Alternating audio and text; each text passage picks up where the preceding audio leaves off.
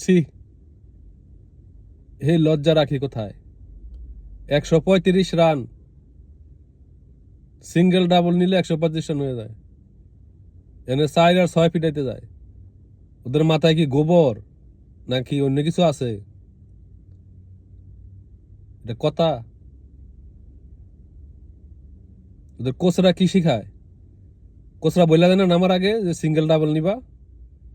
আমাকে তো 6 4-এর দরকার নাই।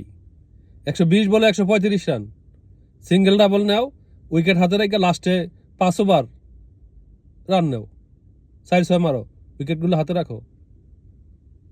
যে আসে তে 6 ফিটায়, যে আসে তে 4 ফিটাতে যায় আউট, 6 ফিটাতে যায় আউট। এটা কোন খেলা রে ভাই? ছি, লজ্জা করে না তোদের? খেলতে নামোস, লজ্জা থাকা উচিত।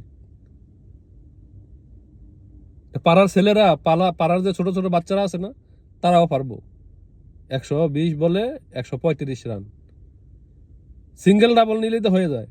120 বলে 135 রান, 4 আর 6 তো দরকার নাই। ওরা তো জানে যে বাঙালি বোকা, 4 আর 6 ফিরে যাবে, ওই জন্য ফিল্ডার গুলা সব বাইরে নিয়ে রাখছে। ওই সুযোগটা তো কাজে লাগাতে পারতো।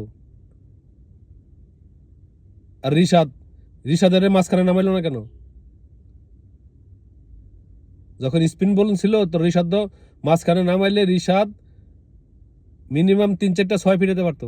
ও স্পিন বলে ভালো 6 ফিটাতে পারে, বড় বড় 6 ফিটায়, বড় বড় ছক্কা মারে। তো ওরা শামীম হোসেন যখন নাকি আসছিল, শামীমের সাথে ওরা যদি নামাইতো, জাকির আলী না নেমে, জাকির আলী না নামায় ওরা নামানো উচিত ছিল। রিশাদ তাহলে 4টা 6টা 5টা যদি 6 ফিটাইতো 30 রানের ভেবে আসতো। 5টা 6 ফিটে আউটে যাও। কোন ধরনের খেলা এগুলা?